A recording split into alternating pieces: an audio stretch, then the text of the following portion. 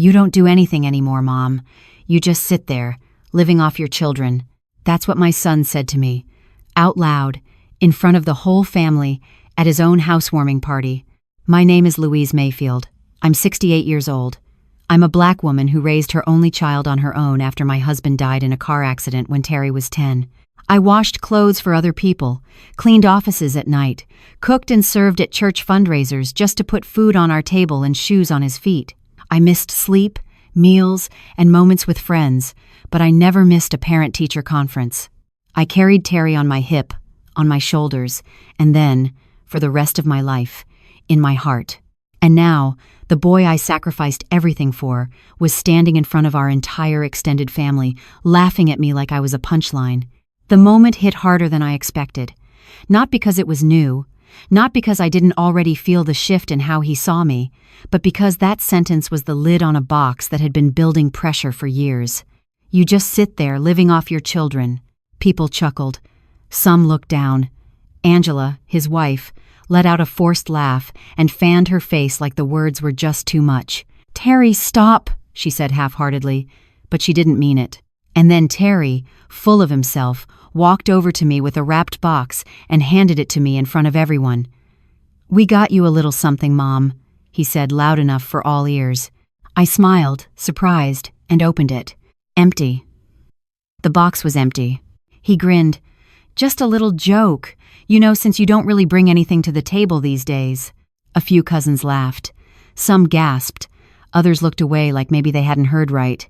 I stood there, holding that box, beautiful paper, pretty ribbon, and absolutely nothing inside. Like me, apparently. I felt the heat rise in my chest, the sting behind my eyes, but I refused to let the tears come. I wouldn't give him that. I wouldn't give anyone that. I've been embarrassed before. I've been called names before. I've been underestimated, overlooked, and ignored more times than I can count, but never by my own flesh and blood. Never by the boy I once held through nights he was too sick to breathe right. The boy I taught to walk, to speak, to look people in the eye. The boy I worked myself half to death for. He didn't see any of that. And that was the worst part. Not the joke, not the box, not even the eyes around me trying not to meet mine. It was the fact that Terry truly believed it, that I had become nothing. He forgot about the years I walked to work in old sneakers because his school needed a new uniform. He forgot the Christmas I told him Santa had trouble finding our house that year, while I cried behind the bedroom door because I couldn't afford toys. He forgot how I ate less so he could eat more, how I smiled when my feet ached, how I told him he could be anything even when I didn't believe it for myself. He forgot that I still help. Quietly. The house he was showing off like it was a trophy, I co-signed the mortgage. The car in his driveway? My credit got them the loan. The school his kids go to? That tuition still comes from my checking account. Month after month, I've been paying, giving, covering, and not once did I expect applause. I just wanted him to have better. I wanted his life to be easier than mine ever was. That afternoon, I sat in a folding chair at the edge of his perfect yard, the sound of laughter trying to drown out the ache in my chest.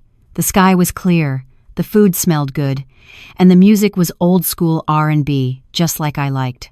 But none of it touched me, because the truth had already wrapped itself around my heart like a cold hand. They didn't just forget me, they erased me. If you felt that too, hit like and comment where you're watching from. Someone near you might be watching this with the same ache. Later that evening, after everyone had eaten and drunk their fill, after the last of the sparklers had burned out and the kids were chasing fireflies, I made my quiet exit. Angela gave me an air kiss. "Thanks for coming, Miss Louise." Terry didn't even walk me to my car. That night, in my small apartment on the other side of town, I sat at my kitchen table. My feet were sore. My heart was sore. I opened the folder I had kept buried in the back drawer. Mortgage statements, loan documents, tuition receipts, bank transfers, my name over and over again on papers Terry and Angela had never truly read, or maybe they had, and just chose to ignore. For 3 years since my husband passed, I had been the invisible foundation holding their lives together, not with noise, not with demands, but with silent, consistent love, with my savings, with my sacrifices. And for what? To be laughed at, mocked, handed an empty box as if that's what I was worth. That night, I didn't cry. I made a decision. Not to punish, not out of spite, out of self-respect. Because if I kept letting them think I was nothing, they would keep treating me that way. And I was never nothing. So I picked up my pen, wrote down 4 words. Stop helping, start healing. And just like that, I began the slow, quiet process of taking my life and my dignity back. The day after the party, I woke up before the sun, just like I always do. My apartment was quiet, the kind of quiet you only get when you live alone for a long time. I moved slowly, not because I was tired, but because my body had learned to preserve its energy, like an old tree that bends instead of breaks. I stood in my kitchen, looking out at the empty parking lot, the street lamp still flickering in the corner, and I let myself breathe.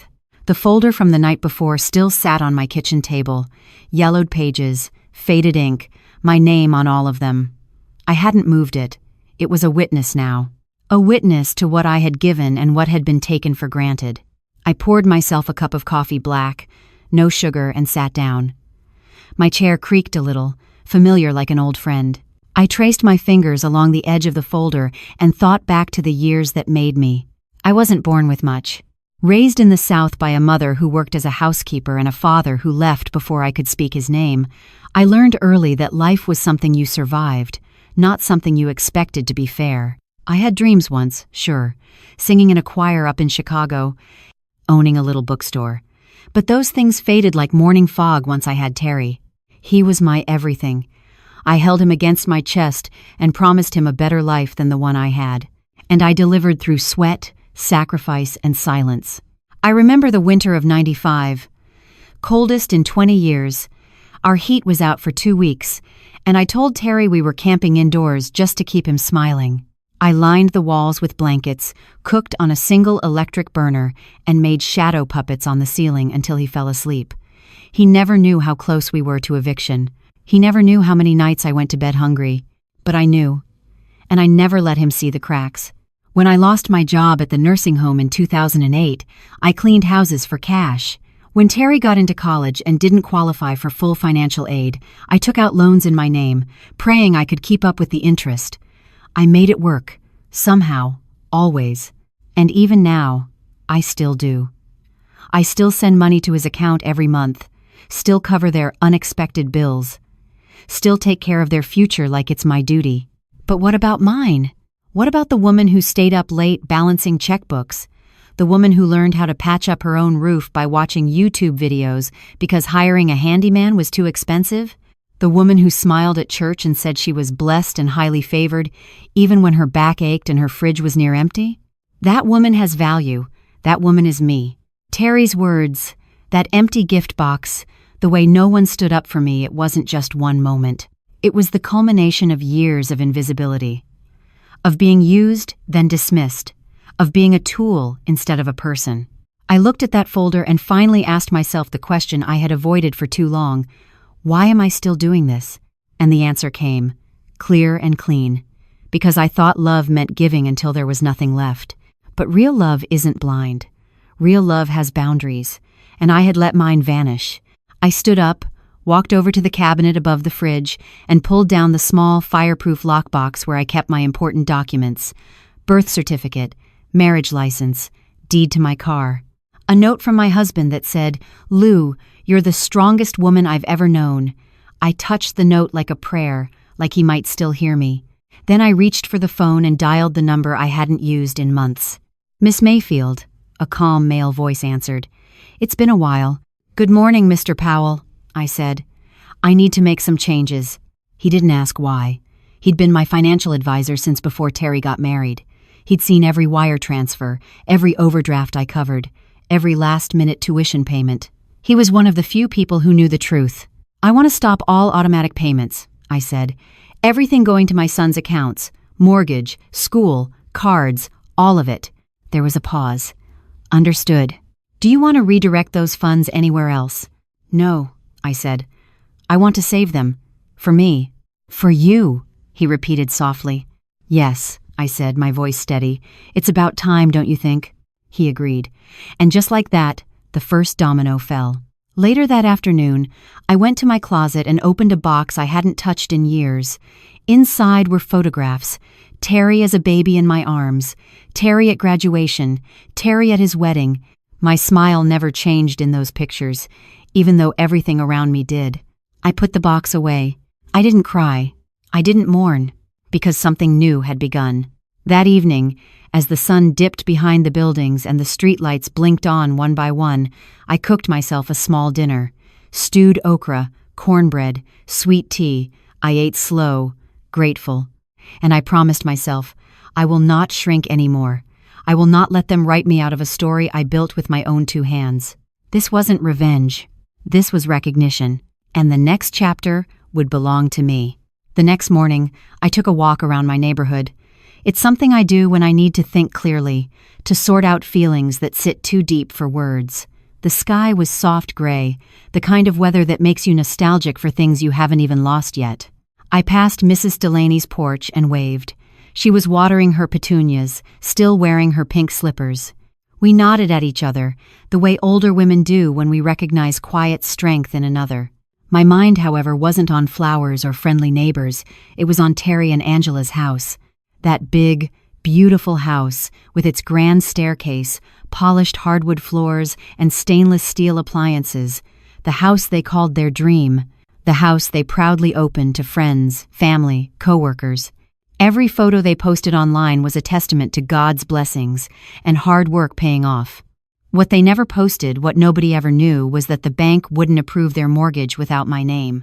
They hadn't saved enough. Their credit was a mess. The realtor suggested a co-signer, and they came to me. Oh, it was wrapped in sweet words, of course. Just until we build a little more history, Mom. We've already got most of it covered. You'd be helping us get to the next level. I didn't hesitate. Back then, I still believed that helping was love. That silence was grace. I used my retirement savings to help with the down payment. I signed the documents after reading them twice. I walked through that house with them the first day they got the keys, and they thanked me briefly, softly, like I was a stranger handing them directions on a street. I thought that would be enough. I thought they'd remember. But they didn't. Angela had decorated the house like a showroom. Big white couches nobody was allowed to sit on, imported rugs, family portraits with my face carefully absent. They framed moments I wasn't part of, posted them online with captions like, "From the ground up," and "We built this." We? The first time Terry asked for help with their SUV, he said it was a temporary emergency. The last car had broken down. They needed something reliable. The dealership needed a co-signer. "We'll take over the payments in a few months," he promised. That was almost 3 years ago. Every month since then, my account has paid that bill. And I never said a word. I helped cover their credit card debt, Angela's shopping sprees, and home decor expenses disguised as family needs. I covered late tuition payments for the kids' school when they forgot. I even paid off a hospital bill they didn't tell me about until the collection agency started calling. But the party last week, the laughter, the empty gift box, the sentence, I couldn't unhear it. "You just sit there, living off your children." It rang in my head again as I reached the corner store. I bought a loaf of bread and a small carton of eggs. The clerk smiled at me. He didn't know what I was carrying inside me. Back home, I placed the groceries on the counter, then went straight to the drawer where I kept the second set of documents. Copies of every transaction, every transfer, every bill I paid on their behalf. I pulled them out one by one. Mortgage, $1,200 per month. SUV loan, $620 per month. School tuition, $750 per month. Credit card payoffs, $10,000 over the last 24 months. I wrote the numbers down in red ink, added them, then stared at the total. Over $80,000 in 3 years. $80,000. Gone. Disguised as generosity. And what did I receive in return? An insult. A box filled with air. A room full of people watching me be humiliated without lifting a finger. I wasn't just hurt. I was done. Later that day, Mr. Powell called to confirm all payments had been stopped. He asked if I wanted to notify Terry and Angela. "No," I said. "They'll figure it out soon enough." Because I knew the house wouldn't hold up without my monthly lifeline. I knew their finances were stitched together with thread I had spun in secret. I knew that while they posted hashtags like #blessedlife, the truth was hanging by a thread. and I wasn't going to be that threat anymore. That evening, I sat by the window with a warm cup of tea and listened to the city humming quietly in the distance. In the dim glow of my living room, with its thrift store couch and creaky floorboards, I felt more peace than I ever did in their mansion of illusions. I am not poor. I am not useless. I am not invisible. I am a woman who built her son's life from scratch, and now I was finally choosing to build my own again. You'd think I would have known better.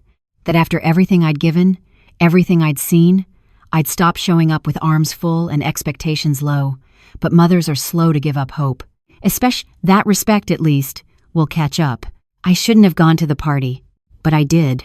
It was a Saturday, early spring, blue skies, birds fussing in the trees. The air smelled of fresh-cut grass and charcoal. Terry had texted me earlier that week, "Don't forget, Saturday at 2. Bring that potato salad everybody loves." There was no, "Please, no, we'd love to see you." Just instructions, as usual. I arrived early. I always do. Angela answered the door, phone in hand, lipstick half applied. She gave me one of those tight-lipped smiles. "I wanted to help set up," I said, holding the foil-covered tray of food in both hands. "Got the salad?" just like Terry asked. She blinked like she hadn't expected that. "Oh, well, I think we've got everything covered. You can just go out back." I walked through their living room pristine and polished, filled with modern furniture I'd helped finance but never sat on. Family photos lined the wall, smiles in Aruba, matching Christmas pajamas, and not one picture of me. Outside, the backyard was already full plastic chairs lined up in rows, music playing, Terry laughing too loud. His co-workers were there, and folks from Angela's side, some cousins I hadn't seen in years. And I saw the eyes, some friendly, some curious, some pretending they didn't know who I was. I greeted who I could, placed my dish on the food table, and found a seat near the fence where the sunlight didn't hit too hard. No one invited me to the center. No one asked me to speak. I watched my son hold court like a man who'd built an empire, joking about work, bragging about bonuses. Angela flitted beside him, camera in hand, making sure the angles were right. Their 2 kids, my grandbabies, ran through the grass in designer sneakers, their laughter slicing through the chatter. Then it happened. Someone, maybe Angela's cousin, asked Terry how things were going now that the house was finally theirs. And Terry, without even blinking, said it. "You don't do anything anymore, Mom. You just sit there, living off your children." The words hit like a slap, but he didn't stop there. He reached under the table and pulled out a small, gift-wrapped box. "We got you something, Ma," he said with a crooked grin. "Something that fits you perfectly." He handed it to me. Everyone was watching now, waiting to laugh, waiting to pretend it wasn't cruel. I opened it slowly. Inside, nothing. The box was empty. Gasps. Laughter. Angela's laugh too loud, Terry beaming. "Just a little joke," he said. "You know, since you don't bring much to the table these days." Something inside me cracked, quietly, invisibly. I looked down at that empty box and thought about all the things I'd brought to their table. Not food, not gifts, but stability, sacrifice, safety. They didn't see any of it. They never had. I put the box down, smiled faintly, and stood. I didn't say a word. I didn't throw the salad. I didn't scream or cry. I just left. No one followed me. No one asked if I was okay. Not even Terry. Back in my car, I sat for a long time before turning the key. The engine hummed softly, like it understood my silence. I looked at my reflection in the rearview mirror, my dark skin lined with years of worry, my eyes dimmed by years of dimmed gratitude. That's when it hit me. They weren't just careless. They were comfortable. Comfortable humiliating me. Comfortable taking from me. Comfortable pretending I didn't matter, even while living off the foundation I built. And God help me, I had let them. I drove home through streets that remembered me better than my son did. The gas station where I used to scrape coins for fuel. The church where I volunteered for free just to keep Terry in the choir. The library where I taught him to read. Every stoplight held a memory. When I got home, I walked straight to the kitchen. I took out that folder again. Mortgage cosigner. Car loan. Tuition payments. Utilities. Grocery allowances. All of it. Every silent contribution. I made a cup of tea and sat down at the table. And I made a vow not out of bitterness, but out of awakening. I would not be reduced. I would not be erased. I would not be the punchline to my own generosity. They thought I was weak because I was quiet. But quiet women carry hurricanes. And mine was just beginning. 3 days after the party, Terry called me. Not to apologize. Not to check on me. He called because his credit card got declined at a restaurant. I was sitting on my porch, a soft breeze curling through the blooming jasmine, when the phone buzzed. I recognized the number. My first instinct was to ignore it, but something in me said, "No, pick it up. Let him hear your silence." "Hey, Ma," he said, voice a little too casual. "Listen, something weird happened. My card didn't go through at lunch today. Thought maybe it was a glitch or something. You see anything on your end?" I said nothing for a moment. Just breathed, slow and even. "Ma?" I finally said, "No, Terry. I didn't see anything," which was true. I hadn't looked.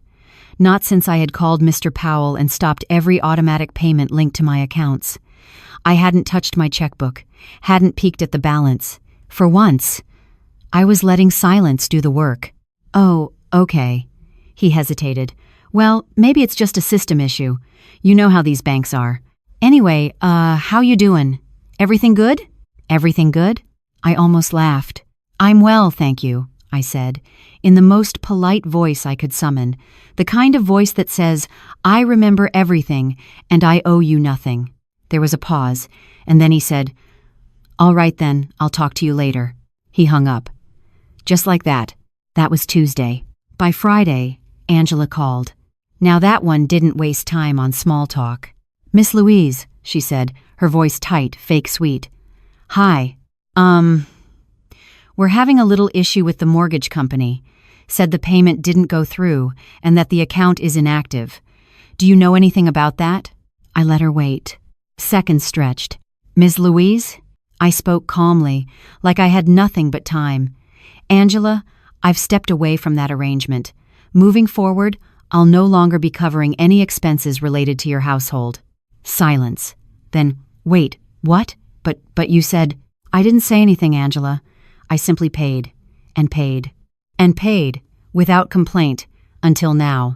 "But the kids' school. The SUV Terry's promotion depends on that car, and the credit cards." "I'm sure you'll figure something out," I said gently. "You're both very resourceful." "Miss Louise," she snapped, the fake sweetness cracking. "You can't just stop. We're depending on you." I smiled, because there it was.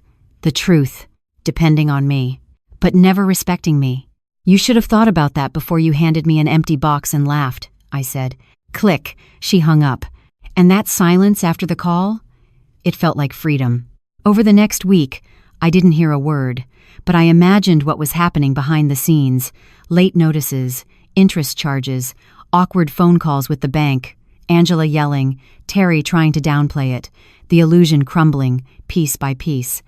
I went about my days like usual, grocery shopping on Wednesdays, Bible study on Thursdays, Sunday church in my best blue dress. No one at church knew a thing. They just saw Miss Louise faithful, dignified, steady, but I was rebuilding, not out of spite, not to hurt them, to heal myself. One morning, I opened my account and looked at the balance. For the first time in years, nothing had been withdrawn for someone else. The number stared back at me like an old friend who finally came home. That afternoon, I walked to the small cafe down the street and bought myself a warm pecan pie slice and a cup of real coffee, not the instant kind I usually drank. I sat near the window, watching the world pass, and I let myself feel it, the slow return of power, of dignity, of self. Because money isn't just currency, it's memory. And for years, I'd been trading away mine to buy love that never came. But now I was saving up for something different. My own peace. Sunday came like it always did, with soft gospel music on the radio and the scent of rosewater in my bathroom. I ironed my church dress carefully, the dark navy one with the pearl buttons I only wore when I needed to feel like myself. Not just somebody's mama. Not just a co-signer or an invisible donor, but Louise Mayfield, daughter of Gloria, widow of Clarence, mother of Terry, child of God. At First Missionary Baptist Church, no one asked questions. They greeted me with warm hugs, firm handshakes, and genuine smiles. I walked in holding my Bible and a quiet kind of pride, because no one in that sanctuary knew I was currently being vilified in my own family group chat. Yes, Terry had added me back into the family thread that morning. At first, I thought it was a mistake, but then I saw the messages. Angela, it's not just irresponsible, it's cruel. Your mother knows we're stretched thin. Terry, I'm trying to talk to her, but she's being stubborn. Angela, she's sabotaging us on purpose. What kind of mother does this? I sat in the pew, fingers gripping my phone under my purse like it was made of glass. I didn't reply. Not yet. Instead, I lifted my head when the choir began to sing, let the harmony wrap around my bones, and closed my eyes to let the weight of shame roll off my shoulders. Let them talk. God knew the truth. After service, I stayed behind to help Miss Corrine with the after-coffee cleanup. She's 92 and still moves faster than half the deacons. She looked at me and said, "You all right, Louise? You look like you got something sitting heavy on your chest." I smiled. "Just clearing room is all." She nodded, as if she understood every word I didn't say. When I got home, I sat on my couch, kicked off my shoes, and read every message again. This time, I did respond. Me, Terry. Angela, I am not your enemy. I am your mother. But I will no longer pay for being disrespected. The bank owns your house. You two need to figure out how to keep it. That's your responsibility now, not mine. A few minutes passed. Then Terry replied, "Terry, you'd rather see us homeless than help your own grandchildren?" There it was. The guilt card. The manipulation. The way they always wrapped financial need in moral outrage, like me saying no, meant I hated my family. But this wasn't hate. It was boundaries. Me, you are both adults. If you want me in your children's lives, teach them how to treat me. It starts with respect, not money. Angela, wow. So this is who you really are. Cold, vindictive. Me, this is who I've always been. You just never looked past your needs to see it. That was the last message I sent. I muted the thread and turned off my phone. The next morning, a certified letter arrived. It was from the bank. Inside, a notice of missed mortgage payment and warning of delinquency. It was addressed to Miss Louise Mayfield, co-signer. So the storm had officially begun. I took the letter, placed it neatly in a folder, and walked it over to my financial advisor's office. Mr. Powell greeted me with his usual calm. "I was expecting this," he said, reviewing the notice. "I want my name removed," I said. "Whatever it takes." He nodded. "It won't be easy." You co-signed. "Legally, you're still on the hook until the mortgage is refinanced or paid off." "Then they'd better start refinancing," I said. "I'm not rescuing them again." We went over options. I could send a formal demand for release. I could start documenting my refusal to continue payment. It would create pressure. And maybe, eventually, it would lead to resolution. "Are you sure about this?" he asked quietly. "I've never been more sure of anything." He leaned back and smiled. "Then let's get to work." When I left his office, I felt lighter. I wasn't just reclaiming my money. I was reclaiming my name. That evening, Terry called again. This time, I let it ring. He called 3 more times, left a voicemail that started with, "Ma, please," and ended with, "You're tearing this family apart." No, Terry. I just stopped holding it together alone. I didn't sleep much that night. Not because I was worried those days were behind me. It was something else. Something deeper. Like a drumbeat in my soul that had been silenced for too long and now wanted to be heard again. I got out of bed before dawn, made myself a cup of hot lemon water the way my mother used to, and sat at the kitchen table with a pen and a yellow legal pad. I didn't turn on any lights. Just let the early morning gray creep through the windows as I started writing. What I have done. What I will no longer do. What I deserve. I filled 3 pages before the sun even showed its face. That was the morning I remembered who I used to be. Before Terry. Before Angela. Before becoming the woman they only called when something was broken or overdue. I was 23 when I got my first apartment, paid the deposit with 3 cashier's checks scraped together from part-time jobs and tips from waiting tables. I had nothing but a fold-out couch, a rice cooker, and a record player that only played if you tapped it just right. But I was proud. I was free. Even after Terry was born, I didn't beg. I didn't borrow. I built. One job turned into two. I cleaned houses during the day and sewed for ladies at the church by night.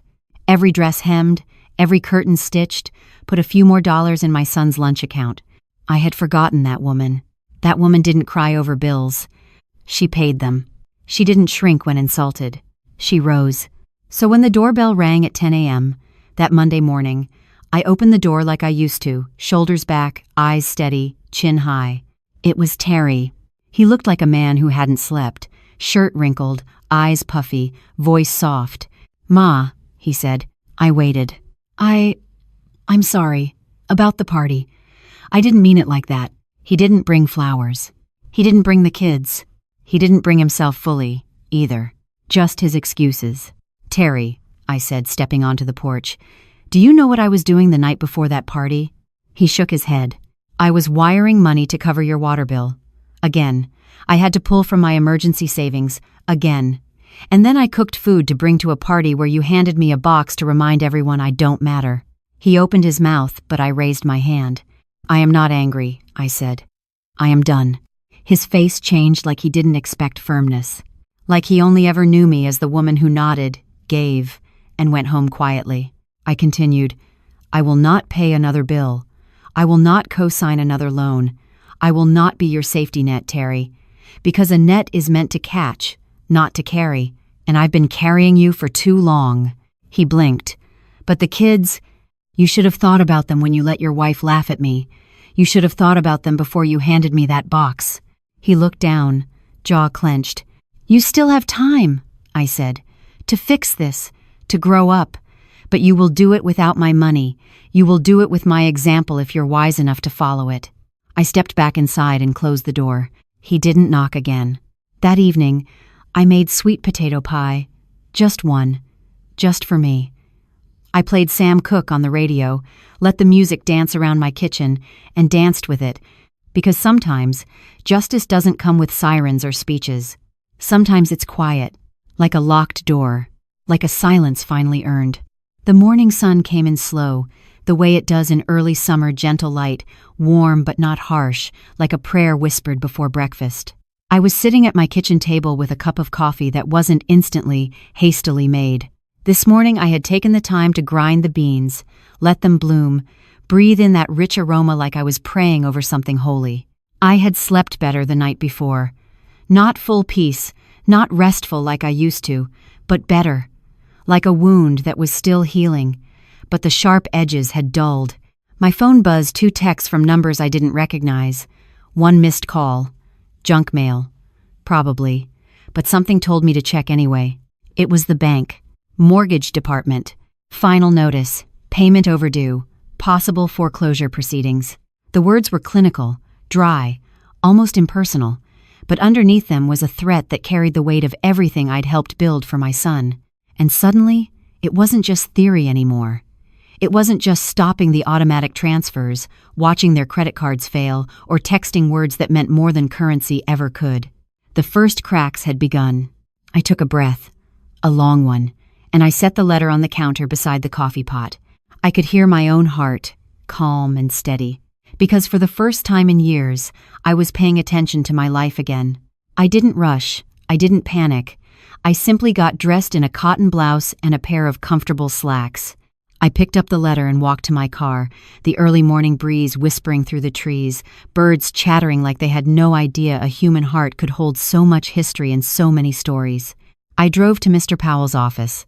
I needed someone who could speak the language of banks without fear, someone who could read numbers the way a poet reads lines of verse, someone who understood that sometimes family is not just a word, it's a burden and a blessing.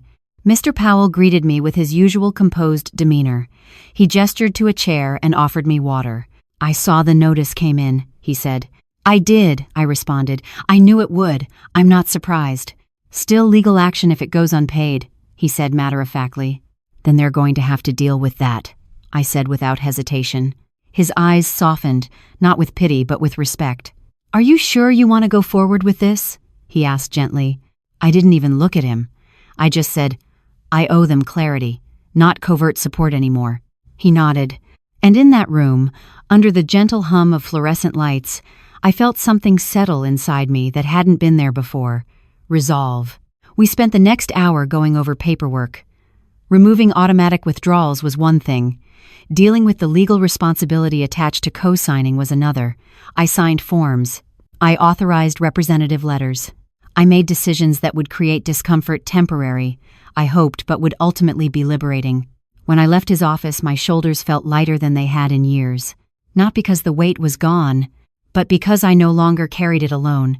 On the ride home, I passed the corner where the coffee shop stood, bright red bricks, big windows, a little bell that chimed every time someone walked in. I pulled over and went inside. The place was warm, smelled like vanilla, and baked croissants. I ordered a pastry and a cappuccino, sat near the window where I could watch people move through their day, unaware that somewhere nearby, a family's financial foundation was shifting underneath them. And I realized I wasn't angry anymore. I was awake. That afternoon, my phone rang. Terry. I didn't answer. It rang again. And again. I looked at the screen and breathed. Then I turned on the speakerphone. Ma, he said, voice strained. We're short on the mortgage payment. The bank called me. What's going on? I sipped my cappuccino slowly, like I was savoring clarity itself. Terry, I said calmly, I stopped all payments. That includes the mortgage support. There was silence. Then, an exasperated, shaky breath. But, yes, I said softly. You were warned. But if we lose the house, that's something you and Angela will have to figure out. He was quiet again. I could hear his discomfort through the phone like a weight pressing on both our chests. Terry, I continued, I didn't do this to harm you. I did this because silence was consuming me. I did this because dignity matters. I did this so you learn the value of standing on your own 2 feet. Silence. Then, Ma, I don't know what to say. That's fine, I said. Say nothing. Just do something. Click. He hung up. I set the phone down and looked out the window. The sun was starting to cast long shadows, late afternoon light, warm and forgiving. I stayed a while in that coffee shop, watching the world move on, and something about the normalcy of it made me feel rooted. Not uprooted, not abandoned, rooted. Because I had chosen this path. I had taken responsibility for my own life, not as an afterthought, not as something borrowed or tolerated, but as a woman who finally remembered who she was. And just as I stood to leave, I felt it. Not anger, not regret, but a quiet kind of expectancy. Like the world was finally beginning to unfold in the way it was always meant to. By Thursday, the unraveling had begun. I didn't need to call, check in, or drive past their house to know. I felt it in the pauses between phone rings, in the nervous knocks on my door that never came. Terry and Angela weren't just running out of money, they were running out of stories. And when people run out of stories, the truth starts to leak out. I was sitting in the laundromat, folding warm towels while the washer hummed behind me, when I overheard 2 women talking at the corner bench. Girl, did you hear about Angela's car? Got repossessed right outside her office. Folks say she just stood there like she was made of glass. I didn't react. I kept folding. The SUV. The same one I had co-signed for, paid on for 3 years. 3 years of sacrificing so Terry could drive to work like a manager and not a man still figuring it out. 3 years of skipped movie nights, quiet holidays, and dollar store birthdays for a car that wasn't even in my driveway. Gone. I should have felt guilt. Instead, I felt air in my lungs where there used to be weight. Later that day, a letter came for me, not from the bank this time, but from the school. A formal notice of tuition delinquency. The kids hadn't paid. The balance was past due. For a second, my hands trembled. The children. I had never wanted to punish them. They were innocent. But innocence doesn't pay bills, and silence doesn't buy respect. If I stepped in now, after everything, it would send the message that all someone needed to do was wait me out. So, I didn't. Instead, I got dressed, combed my hair, and walked over to the school myself. The receptionist recognized me. Miss Mayfield, she smiled. You here to drop off a check? No, I said gently.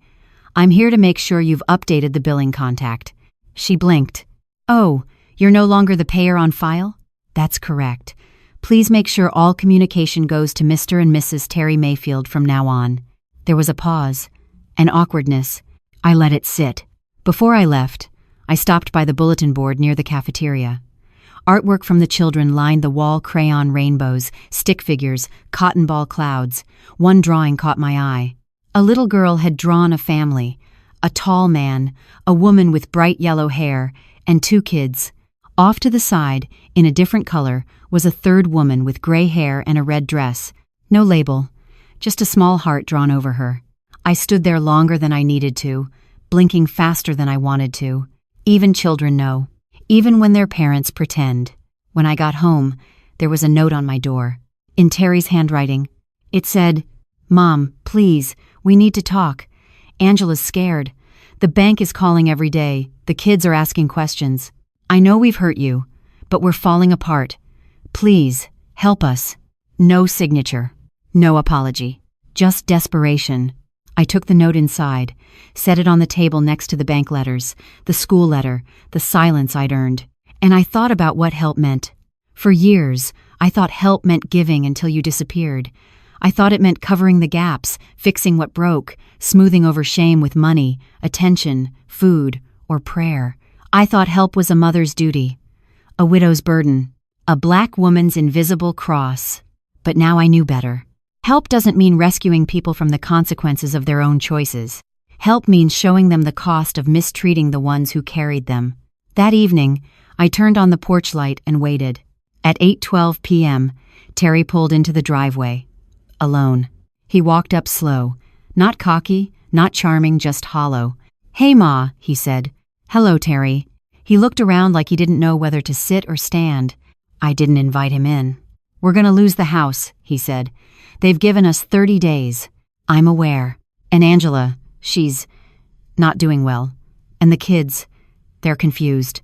I tried to explain, but he looked up at me. Eyes red, voice small. "Why now?" I looked at my son and felt the sorrow rise, not for what he was, but for who I had hoped he'd become. "Because the only thing worse than losing a house," I said quietly, "is losing your dignity while keeping one." He blinked. I continued, "You have confused sacrifice for servitude, Terry. You've mistaken my silence for weakness, and you've allowed Angela to disrespect the very person who built the floor beneath your feet." He looked down. "I am not your backup plan," I said. "I am not your checkbook. I am your mother. And mothers are not here to be used, they are here to be honored." I didn't mean to. Yes, you did. Maybe not at first, maybe not with words, but with your choices. With your laughter when I opened that empty box. With every month you let my bank account speak louder than my presence. He was quiet. "I'm not coming back to save you," I said. "But I will pray for you, and I will hope that one day you'll understand that love is not a loan, it's a responsibility." He nodded slowly. No argument, no begging, just understanding. And for the first time in years, I saw my son. Not the child I raised, not the man I paid for, but the boy inside who finally realized what he had lost. When I woke up that Friday morning, I didn't have any grand plans, no negotiation speeches, no mental rehearsals, just a quiet certainty that something needed to be said out loud, with eyes open, not hidden behind texts or letters or silent bank transfers. I made my coffee black, just like always, and sat at the kitchen table. The countertop was bare, except for the stack of letters from the bank and the school, and a single envelope with Terry's handwriting on it. Not a note this time, just his name. I opened the door to let in the morning breeze, and something about the light that day felt honest, like it was inviting truth in. I waited. Not long. At 9:42 a.m., there was a knock at the door. Slow, hesitant. I opened it. It was him. Not the polished man who hosted barbecues and bragged about promotions. Not even the ghost of the boy I raised. Just Terry, eyes tired, shoulders slumped, clothes wrinkled, like life had been pressing into him heavier than he'd ever anticipated. "Ma," he said, like the word was both apology and shield. "Come in," I said, stepping aside. My voice was calm, but my heart had that steady beat of someone who knows exactly where she stands. He walked in like someone entering unfamiliar territory. My living room wasn't fancy. No plush sofas, no expensive art, nothing that said achievement. Just a simple couch with a crocheted throw, a coffee table with coasters, and a Bible open to a psalm I had been reading earlier that week. We sat across from each other like adults for the first time in years. He didn't sit close. He didn't try to touch my hand. He just looked at me. And that, alone, was something. "I need to talk to you," he said, fidgeting with his phone. I nodded. "I know." Then he looked up, not with bravado, not with demand, not with entitlement, but with the expression of a man confronting his own unsteady reflection. "Ma," he said, I didn't understand." "No, that's not right," he said. "I didn't see." And that was closer to truth. "You have every right to feel overlooked," I said softly. "But you weren't. Not really." Tears welled in his eyes, not sobs.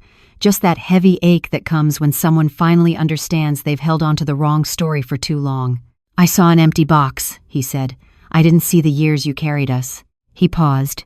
I thought money was all you gave." I let that sit for a moment. Because sometimes the hardest truths aren't spoken, they're felt. "I gave more than money," I said. "But money was the easiest thing for you to see because it has numbers. Tangible.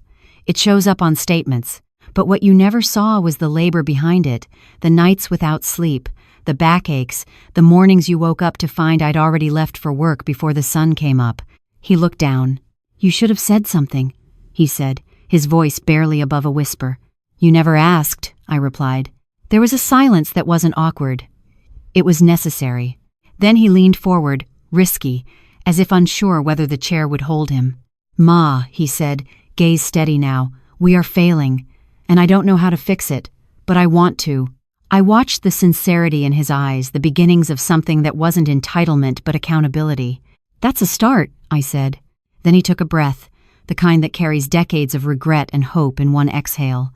"Ma," he said, "we lost the car." I nodded. "The house is in danger." I nodded again. "And the kids?" They asked why we couldn't pay for school anymore. I didn't flinch. And for the first time, he looked straight at me, not a son confronting a mother, but a man confronting responsibility. "I thought you were old," he said, his voice breaking a little. "I thought you couldn't handle much anymore. And when you didn't fight back, I thought it meant you agreed." The room was still. And then I understood something important. He wasn't asking for money. He was asking to be seen. I reached across the coffee table and placed my hand on his, not to give him something, but to acknowledge him. "Terry," I said, "I don't want to be a safety net anymore. I want to be your mother again." He blinked. "That means," I continued gently, "you have to take responsibility for your life, not just your bills, not just your house, but your choices, your marriage, your children, your future." He swallowed hard. "I don't know if we can," he said. I held his gaze. "I do. Because this is your moment to rise. Not because I'm gone, but because you finally saw me." He exhaled. Then he began to talk, not excuses, not defenses, not pride, but truth. About money, about respect, about shame, about fear, about facing consequences he'd spent his life avoiding. We talked for hours, not with shouting, not with blame, but with honesty, the raw, unpolished kind that truth demands. At the end of it, he stood to leave. But before he did, he said something that didn't come out as a question, but as a hope. "Ma, can we start again? Not as borrower and lender, but as mother and son?" I looked at him not with judgment, not with skepticism, but with something far deeper. Recognition. "Yes," I said, "we start again." He nodded slowly. And when he walked out that door, it wasn't a son leaving a house. It was a man stepping into responsibility. And I watched him go, not as someone holding the strings, but as someone finally letting go. I closed the door gently. And in the quiet of my living room, I said a prayer not for what was lost, but for what was becoming. The next morning arrived gray and soft, the kind of dawn that makes you pause before you open your eyes. I sat up in bed, took a deep breath, and felt the quiet settle around me like a warm blanket. I wasn't restless, not nervous, just present. Like someone who had finally stopped living in the shadows of other people's expectations. I got up, made myself a cup of tea, and walked slowly to the kitchen. The phone lay beside my coffee maker, face up. I glanced at it, not with dread, not with irritation, but with simple acceptance. I had messages waiting, yes, but nothing I wasn't prepared for. That's when the call came. It was from an unfamiliar number. I answered. Miss Mayfield? A woman's voice, thin and trembling. Yes? This is Cynthia. I'm Angela's sister. I pulled up a chair and sat down heavier than I ever had in recent days. Cynthia's voice wavered and her words came in uneven bursts, like someone running to catch breath. She's not okay, she said. Ever since the bank started calling her about the house, she's just unraveling. I didn't respond right away. I waited. That pause gave her courage, and she took it. She cries all the time. She won't eat. She looks at the kids and starts sobbing, saying she ruined everything. I don't know what to do. I breathed out slowly. This wasn't manipulation. This was collapse. Thank you for telling me, I said gently. Are the children with her now? No, she said. Terry took them to school, but she can't function today. I said, I'll call you back. And I did. I dialed the number that had been burned into me since that terrible afternoon when the empty gift box had been handed to me. Angela's number. It rang twice. Once. Twice. Then her voice emaciated with worry. Hello? Angela, I said, steady and calm. Oh, Louise. No apologies, I said softly. Are you all right? Silence. Then a shaky intake of breath. I don't know what to do, she whispered. I feel like a failure. I feel like someone is holding a mirror up to all the things I told myself I was good at, and I just fall apart. Her words were like glass on gravel. I didn't speak at first, I just listened. I thought we had control, she continued, voice barely above a whisper. I thought if we just worked hard, if we just pretended, if we posted the pictures and said the right things and laughed, that it would all hold together. Her confession wasn't a defense. It was despair. I don't know how to fix this, she said, tears shaking through her voice.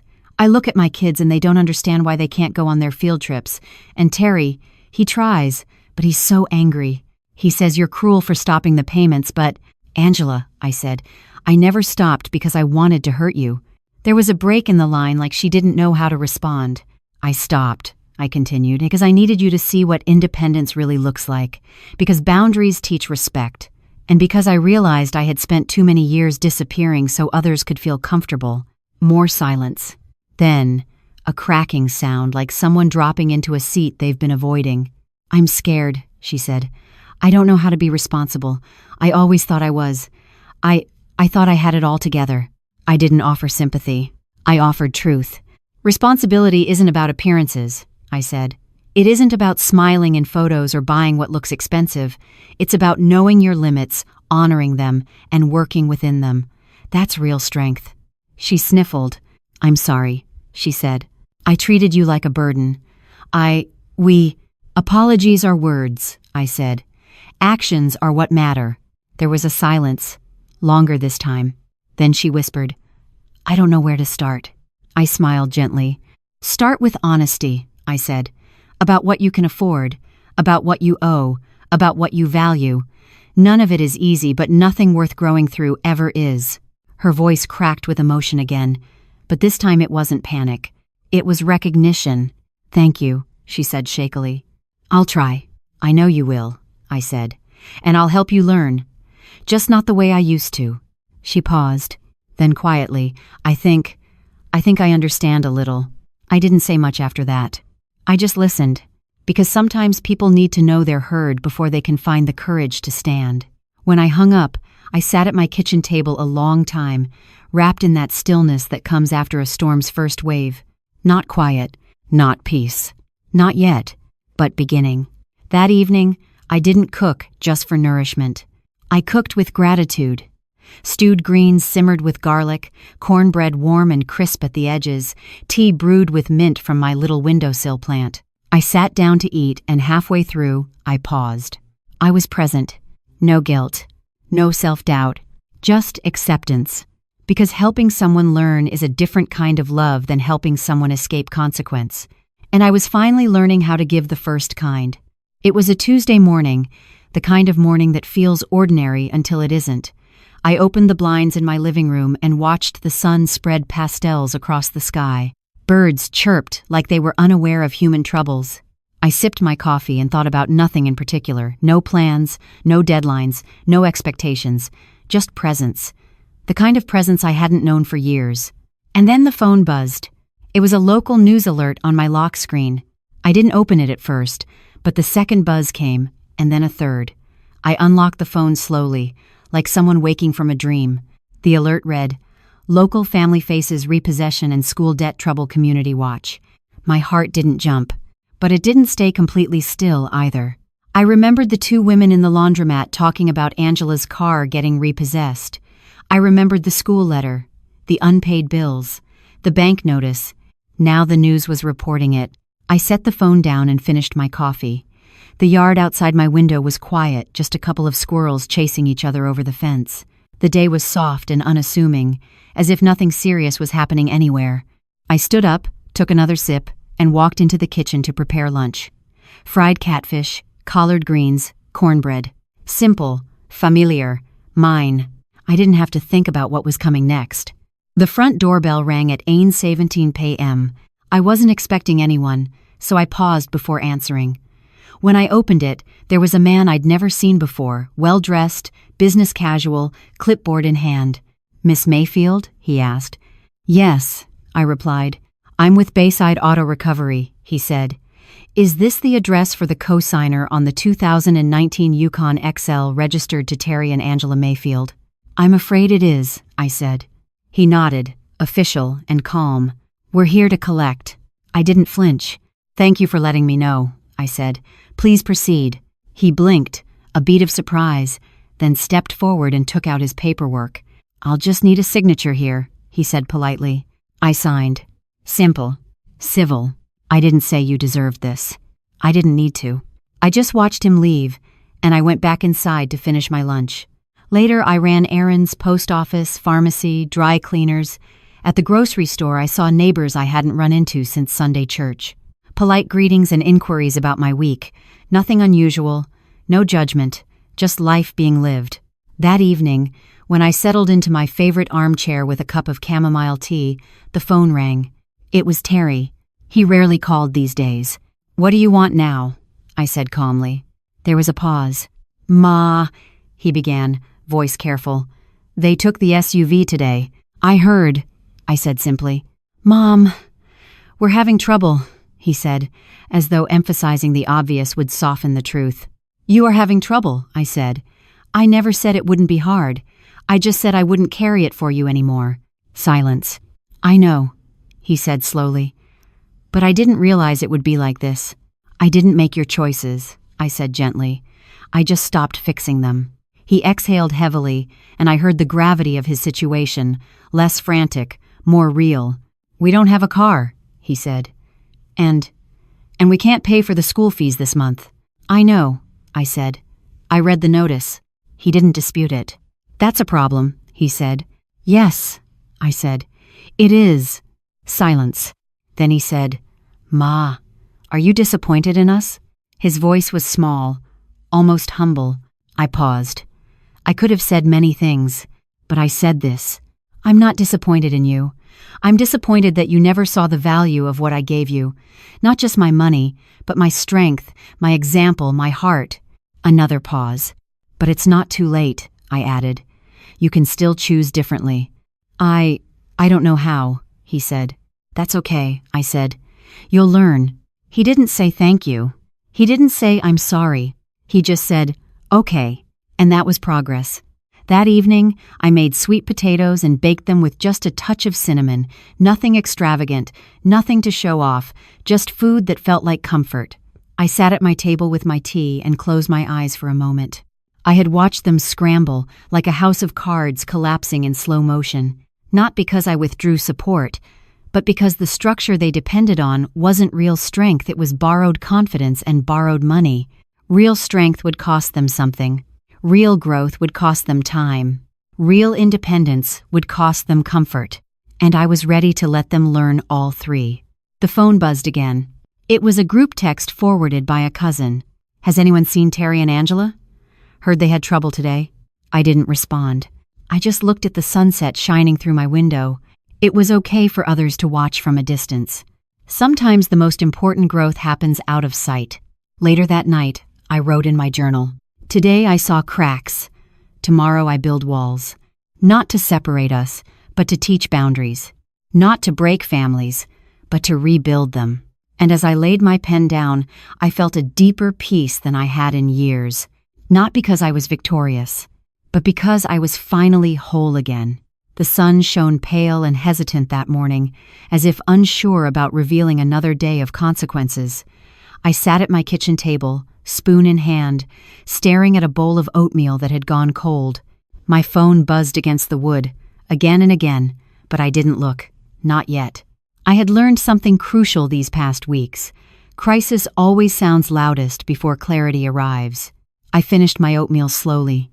No rush, no dread, just presence, something I hadn't practiced for decades, buried as I was under paid bills and unspoken sacrifices. When I finally opened my phone, the notifications flowed like a river breaking a dam. Terry, need to talk, as soon as possible. Angela, we're lost. Please help. Kids' school. Urgent meeting request. Mortgage. Final foreclosure notice. All pressure. All chaos. I didn't respond. Instead, I walked outside to my small patio and breathed. The jasmine buds were blooming soft white petals, resilient stems. They'd grown there for years without anyone noticing. A humble but beautiful reminder. Growth doesn't always shout. I sat with that thought, letting it settle in me.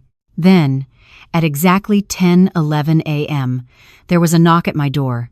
Not my son, not a bill collector. A woman stood on my porch, neatly dressed, with a sympathy look that felt too practiced. "Miss Mayfield?" she asked. "Yes, I'm Rebecca Ward. I'm a counselor at Beechwood Elementary School. I work with families going through difficult transitions." I nodded slowly. "I'm here because your grandchildren's teachers requested a parent meeting about their recent emotional distress. So the effects of this unraveling weren't just financial, they were emotional. Would you like to come inside?" I said. She stepped in, Sarah Palin notebook and pen in hand. "We appreciate you speaking with me," she began gently.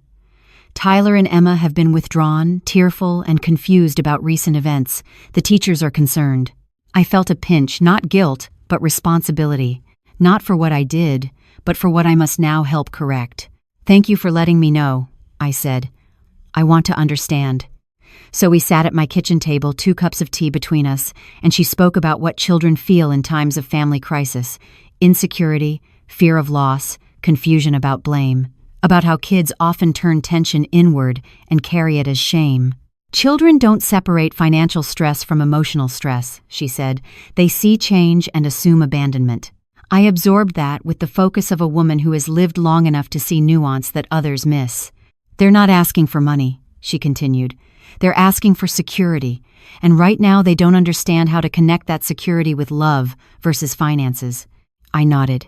I knew then that my decision, necessary, brave, boundary setting as it was, needed to be communicated not just through discipline, but through truth. I thanked Miss Ward and walked her to the door. Inside, I stood still for a moment. My heart wasn't torn between guilt and resolve. It was pivoting toward compassion, grounded in clarity. Because love without truth is just fear. Later that afternoon, I called Terry. He answered on the second ring, tenser than usual.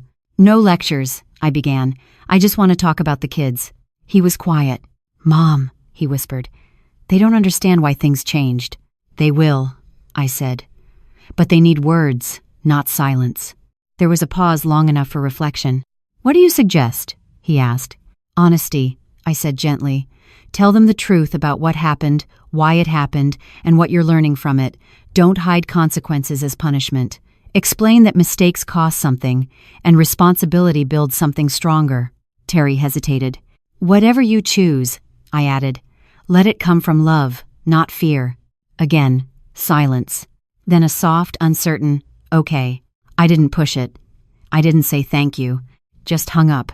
I walked to the window, looked at my jasmine vines, and watched a leaf tremble gently in the breeze. Love without boundaries is merely codependence. Love with boundaries is liberation, even for a family struggling to understand that difference. That evening, I prepared dinner, cornbread muffins, stewed tomatoes, baked chicken with a rhythm that felt like ritual. I set 2 plates on my small kitchen table as if I were expecting company. I wasn't. But I was preparing space for something greater than discomfort. I took my seat and closed my eyes for a moment. I wasn't conflicted. I was committed. To strength, to truth, to love with eyes open. Then my phone buzzed. "Terry, can I bring the kids over? They want to talk to you." And I felt that same quiet expectancy rise again. Not fear, not tension, just clarity. Because sometimes confrontation isn't the breaking point. It's the beginning of something meaningful. And for the first time in a long time, I welcomed it not with dread, but with readiness. The late afternoon breeze drifted through the windows of my living room, carrying the scent of magnolia blossoms from the tree outside. I was folding laundry, nothing fancy, just some shirts and towels when the knock came at the door. I set the laundry basket down and opened the door. There stood Terry, holding Tyler's backpack in one hand and Emma's in the other. Behind him were my 2 grandchildren, 10-year-old Tyler with his curious eyes and serious jaw, and 8-year-old Emma, shy, clutching her doll's arm. "Hi, Grandma," Emma said softly, her voice tiny but steady. "Hey there," I replied, all warmth and calm. "Why don't you come in?" They stepped inside like nervous explorers, peeking at the same living room where I had once watched them play and read stories when they were smaller. The room was familiar, soft couch, crocheted throw, family photos not on the wall but on the bookshelf. "We came to talk," Tyler said, straightening his backpack straps. I motioned for them to sit on the couch, and they did side by side, like teammates deciding on a strategy. Terry stood behind them, hands in his pockets, looking unsure. "It's okay," I said gently. "You can speak freely." Emma looked up at me with big eyes that had seen more worry this year than a child should. "Grandma," she began, her voice small, "Mom and Dad fight a lot now, and sometimes they cry. And we don't know why."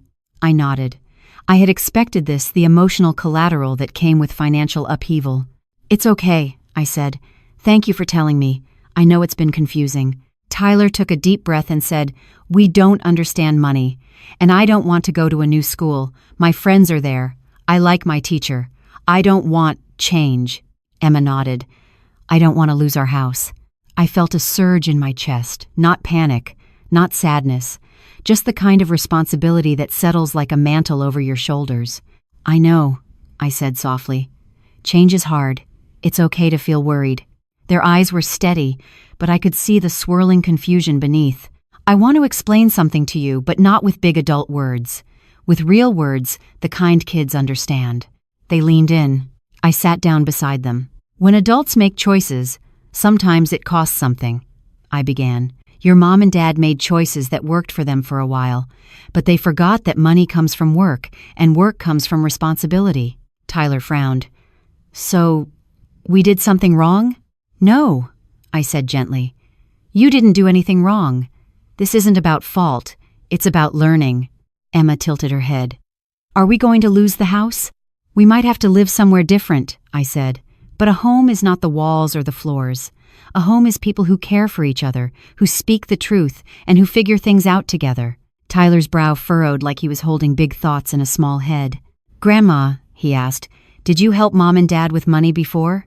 I smiled, choosing my words carefully. "Yes, I helped them when they needed a boost so they could build the life they hoped for." He looked at me steadily. "Did they know you were the one helping?" I paused, honest. "Not always. They didn't look closely. They assumed things worked on their own." Tyler blinked. "Just like magic?" he asked. "Kind of," I said. "But magic that needs explaining." Emma looked down at her doll and whispered, "So we weren't rich?" "We weren't living beyond means," I said softly. "We were trying to make choices that would help us live honestly." Terry cleared his throat, standing slightly behind the couch. "Mom," he said, voice gentle, "they need stability, and I want to give that to them, but I don't know how yet." I reached out and placed a hand on his shoulder. Not to command, not to admonish, just to affirm that growth happens in community, not in isolation. "You'll learn," I said, "and I'll help you both, just not by covering what you created." Tyler and Emma shifted closer to their father. Something about that moment's shared vulnerability, shared honesty felt like sunlight breaking through a long gray cloud. Emma looked up at me again, her eyes bright with question. "Grandma," she said, "will you help us?" I smiled the kind of warm, steady smile that comes from knowing love isn't conditional on perfection. "Yes," I said. "I will help you learn how to build a life that's real strong, honest, and true." Tyler nodded slowly. "That means I might have to help sometimes," he said. "Exactly," I said, "and that's a good thing." We sat there for a long moment, not rushed, not anxious, just people talking about heavy topics in simple ways. Later, Terry thanked me quietly. "Thank you," he said, "for helping them understand in a way that doesn't shame." "You can guide them now," I replied. "I was only here to start the conversation." He looked at me with a kind of respect that was new, not surprised, not resentful, not fearful, but considered. I knew then that the hardest lessons weren't being taught in bank statements or foreclosure notices. They were being taught at a coffee table with 2 grandchildren and a grandmother who refused to shrink into invisibility. That night, when I closed my eyes, it wasn't panic that greeted me. It was relief, not triumph, not vindication, just hope, slow and steady, like dawn breaking over a long night. The next morning, I woke up with a kind of quiet that felt unfamiliar, like standing in a room where someone had just opened all the windows. Not loud, not jarring, just different. I didn't rush to check my phone. I didn't reach for letters or notices. Instead, I paused, breathing in the scent of jasmine from outside the window, and felt the quiet settle into my bones. It wasn't emptiness. It was space. The kind of space you only notice when you've stopped rushing. I made a cup of tea and walked out to my porch. The neighborhood was slowly waking mail carriers, stopping at doors, neighbors walking dogs, birds still oblivious to human worries. I watched the world move gently and thought about how life once moved for us as a family. For years, the appearance of our lives had been everything. The house with the shiny floors, the SUV in the driveway, the school photos with perfect smiles, the weekend outings posted on social media with captions like, "Blessed beyond measure." Blessed. Yes, just not in the way anyone thought. I set my tea down and let the memories weave through my thoughts. Back when Terry first bought that house, he called me in a voice that sounded bigger than life. "Mom," he'd said, "we did it. We're finally making it." I remembered the pride in his voice, so loud, so sure, so convinced that this was what success looked like. I didn't tell him that the down payment came from my savings. I didn't tell him that his credit score was borderline without a cosigner. I didn't tell him that I had stayed awake nights, sipping lukewarm coffee, thinking about how to keep everything afloat. Because I didn't want him to carry my sacrifices. I wanted him to own his success. But he didn't. And in that, he lost sight of the truth. The truth was not found in appearances. The truth was in the cost. And now that cost was catching up with them. At 11 a.m., there was a knock at my door. It was the school counselor from the elementary where Tyler and Emma attended. "Miss Mayfield," she said with a nervous smile, "I wanted to update you after our meeting with the children." I nodded, inviting her in. We sat at my kitchen table, 2 cups of coffee between us. "There's something remarkable happening," she said. "The kids have been more open. They're processing things. They mentioned you a lot." "Good things?" I asked quietly. "Very good," she said. "They said you explained things in a way that made sense to them, not just about money, but about values, about what matters. They said they don't want the house back if it means pretending to be something they're not." I breathed in slowly. That wasn't something I expected to hear so soon. "They understand," she continued, "that life isn't built on what others see. It's built on what you believe in." I nodded, letting it soak in. "That's a rare thing," she said, "especially at 10 and 8. I didn't respond right away. I just sat there, letting the affirmations settle. Because for years, I wondered if anything I did ever mattered beyond balance sheets and bank statements. And here were 2 children, my grandchildren, who were learning to think beyond appearances. Around noon, I walked to the mailbox. There were no bills today. No foreclosure notices. No delinquency warnings. Just a plain white envelope. My name, neatly written.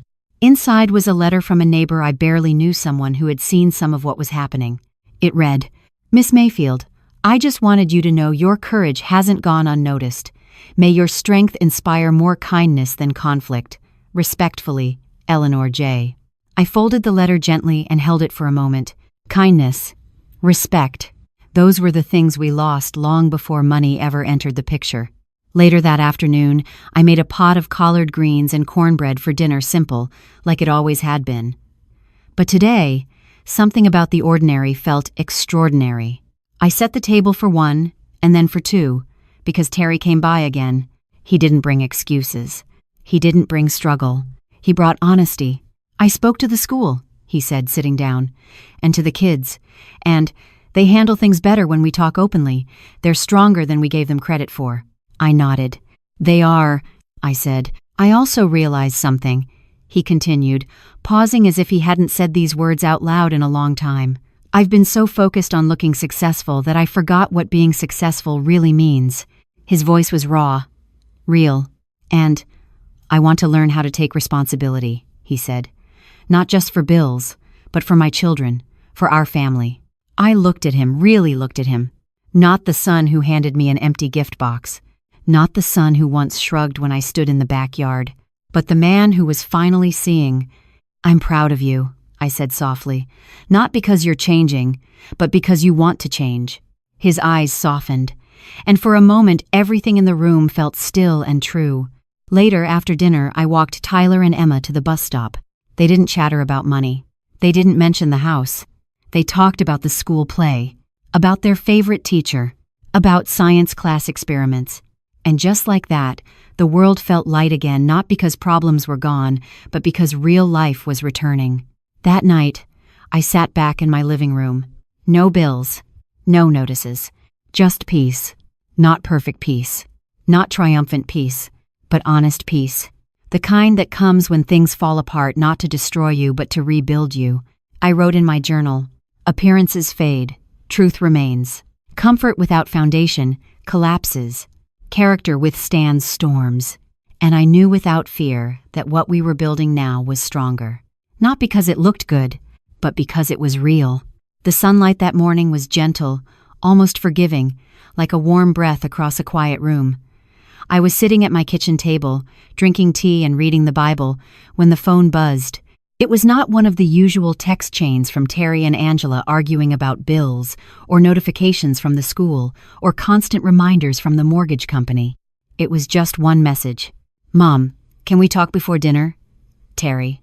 No pleading, no guilt, no demand. Just a question. I smiled. A soft smile, reserved, steady, sure. I replied, yes, I'll be here. I didn't say I'm proud of you. I didn't say, you're forgiven. I didn't say, of course. Because sometimes, adults need room to grow into their own words, not mine. By early evening, the sky was that warm shade of orange that feels like forgiveness without drama. I had cooked a simple meal. Baked chicken, green beans, rice, a dish my mother used to make, steady, familiar, grounding.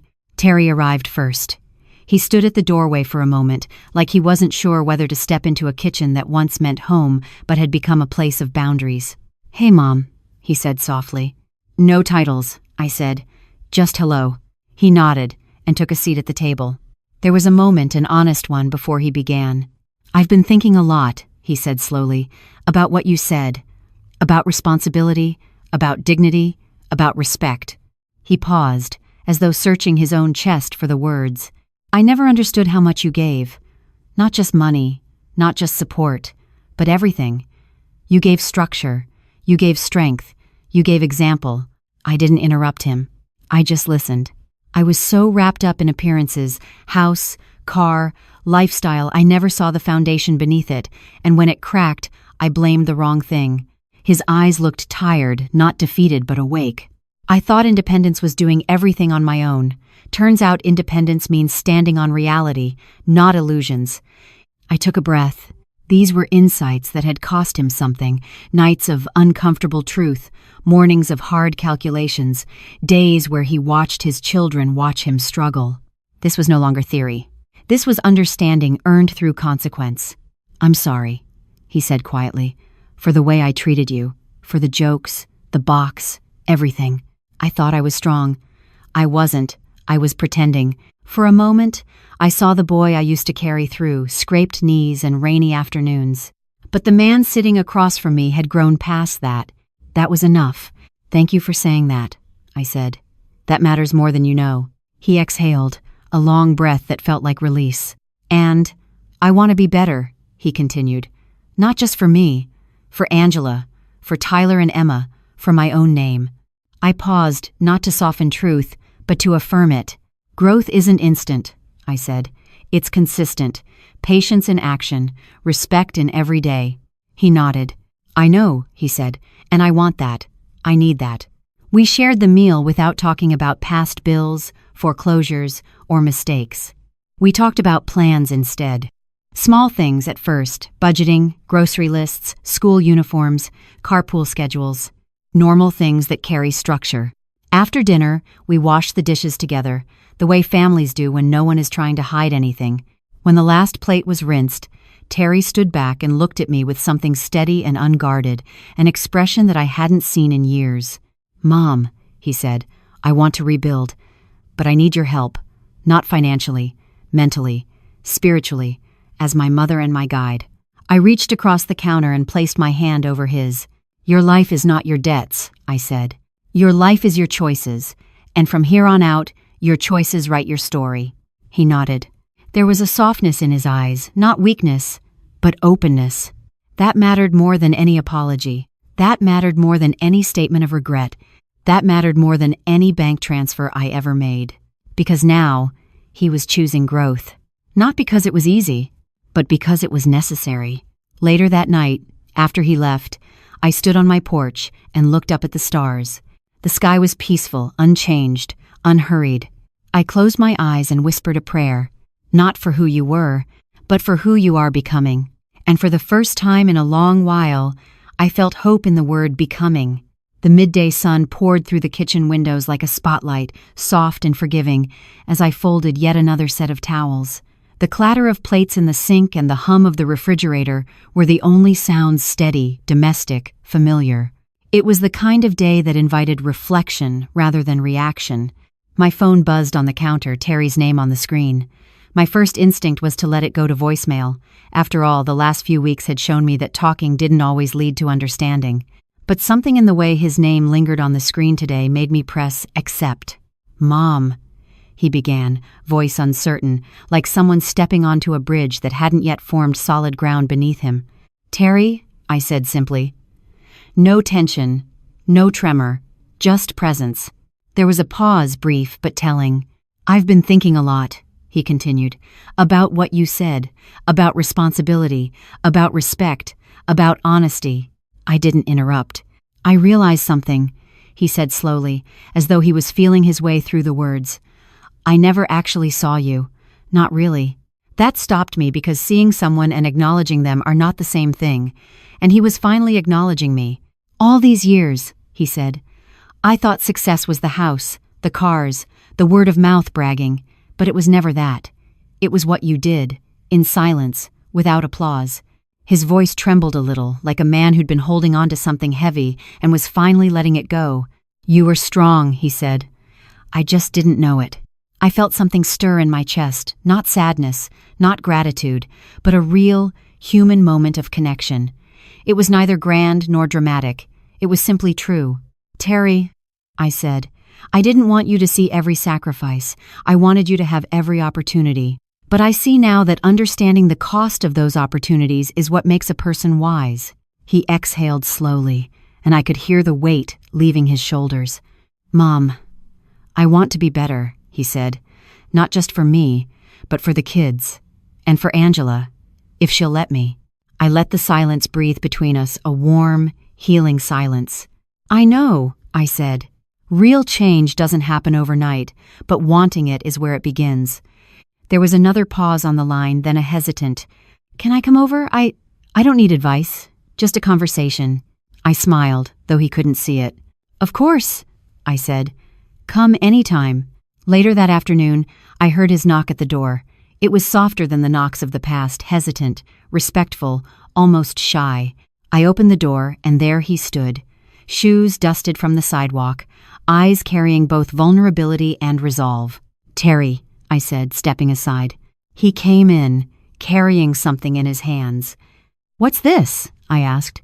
He set it on the dining table, and starred. It was an old photo, one I hadn't seen in years. Picture day at school, 3rd grade, Terry in his blue hoodie that was too small, grinning like he didn't know what struggle felt like. And there I was beside him, smiling, arm around his shoulder, eyes bright with hope. "I found this in the attic," he said quietly. "I forgot you were there that day." "No," I said gently. "You just forgot to look." He nodded. "I want to understand," he said. "Not just your actions, but your heart. And I want to teach my children to do the same." I reached out and placed my hand over his. "Then we start there," I said. The hours that followed were not filled with dramatic confessions or tearful apologies. They were quiet, like pages turning in a book someone finally decided to read carefully. He talked about his fear of being seen as weak, about how his pride became the weight he carried instead of the wings that were meant to lift him, about how he equated money with worth and credentials with identity. And I listened not as someone waiting for my cue to respond, but as someone finally being heard in return. His transformation didn't happen in moments. It happened in glances, moments where truth replaced expectation. At one point, he paused, looking at the old photograph again. "You know," he said softly, "I didn't understand until now that your sacrifices weren't your weakness, they were your strength." I didn't correct him. Not today. Because this wasn't about praise. It was about recognition. And recognition is the first step toward respect. Later, as the sun began to shift toward evening, he stood to leave, not because the conversation was over, but because it had finally begun. "Thank you, Mom," he said. "I know I have a lot to learn, but I want to do it right." "You already have," I replied, "because you can see now." He smiled, and it was the sort of smile that doesn't hide behind pride or pretense. It was honest, real. He turned and walked to his car. I watched him go, the same boy I once carried, now walking on his own 2 feet, not perfect, not free from fear, but aware of both. Inside, the walls were quiet. The evening light softened every corner. I made myself a cup of tea and sat down by the window. There was no celebration, no fanfare. Just peace, the steady kind that arrives when truth is recognized, not spoken over or ignored. And I knew, deep down, that this was the kind of reconciliation that didn't depend on money or apologies or gestures, just honesty and the bravery to see one another. That night, I wrote in my journal, "They are not perfect, but they are honest." And that is where healing begins. The morning sun filtered softly through my curtains, warming the living room in gentle waves like a silent affirmation. I sat at my kitchen table with a cup of hot tea in hand, letting its steam curl into the quiet air. Today was different from the mornings that came before, not because the world outside had changed, but because I had. For the first time in a long while, I woke up not thinking about what I had lost, but what I had built. Not grand monuments or trophies, but truth. Within these walls, within my heart, within the space where love and independence finally found balance. I looked at the stack of letters from the bank and the school unopened. They no longer held power over me. They were paperwork, not torment, not guilt, not chains. I dressed in calm colors, a soft cream blouse, simple slacks, shoes that felt familiar underfoot. I took a slow walk around my neighborhood past Mrs. Delaney's blooming petunias, the little brick coffee shop where I once paused on a day that felt heavy, and the corner where I used to rush through errands while my mind raced with worry. Time had softened what was once sharp. When I returned home, I prepared breakfast just for me. Fried eggs with a dash of pepper, toast buttered at the edges, fresh fruit. I ate slowly, deliberately, like someone savoring nourishment and meaning in the same bite. My phone buzzed. A text from Terry. "Ma, dinner tonight? We want to share something with you." No hesitation, no guilt, no obligation, just a simple invitation. I replied, "I'll be there." And for the first time in a long while, I felt neither pressure nor fear, just presence. Later that evening, I walked into their home, the same one that once stood as a monument to status without substance, and found the living room arranged with simple dignity. No posturing, no show. Just a table set with care, warm light, and a place for me at the center. Terry stood by the table, hands clasped lightly, eyes steady. Angela stood beside him, hair pulled back, not a trace of defensiveness, only honesty. Tyler and Emma sat at the table smiling with nervous excitement like children ushering in a new kind of family tradition.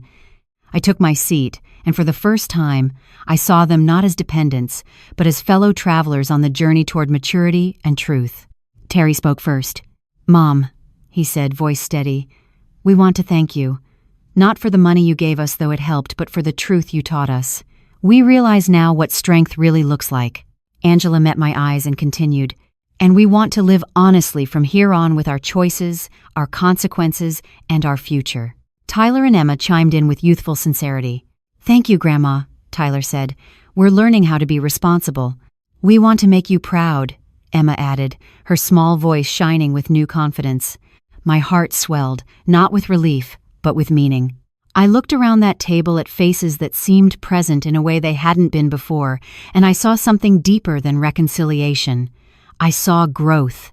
Not perfect, not shallow, but real. We shared the meal together, simple, honest food that nourished bodies and souls in equal measure. And as we ate, we talked about plans. Not fantasies of luxury, but ideas of budgeting together, saving together, and planting the seeds of a life built on truth, not appearance. When dinner was finished, we lingered at the table, not rushing, not retreating, just together. Later that night, after the children were in bed, Terry walked me to the door. "Thank you," he said softly. Not loud, not dramatic, sincere. "We're building something new and we want you in it." I smiled. Not proud, not bitter, just content, because I knew this. Love without boundaries is a burden. Love with boundaries is freedom. And in that freedom, we finally found each other again. I walked back to my own home with light steps, the evening air gentle against my skin, no heaviness, no past anxieties. Just a calm sense of peace that comes from walking through fire and emerging on the other side, not unscathed, but rooted in wisdom. Before I closed my eyes that night, I wrote in my journal, "A family built on truth can withstand the fiercest storms. A life lived with integrity is never truly broken. Love that expects accountability grows into legacy." And for the first time in many years, I slept not with worry, but with rest. Not because the trouble was gone, but because the truth had finally settled in our hearts. Because some losses are not losses at all, they are rebirths. And I, at last, was living mine. True strength isn't loud or showy, it's quiet, steady, and often goes unseen. This story reminds us that love without boundaries leads to resentment, but love with truth and accountability creates lasting respect. Sometimes the most powerful thing a person can do is say no and let others learn from the consequences. Dignity, once reclaimed, becomes the foundation for genuine connection. And when appearances fall away, what remains is character, the only kind of wealth that truly lasts.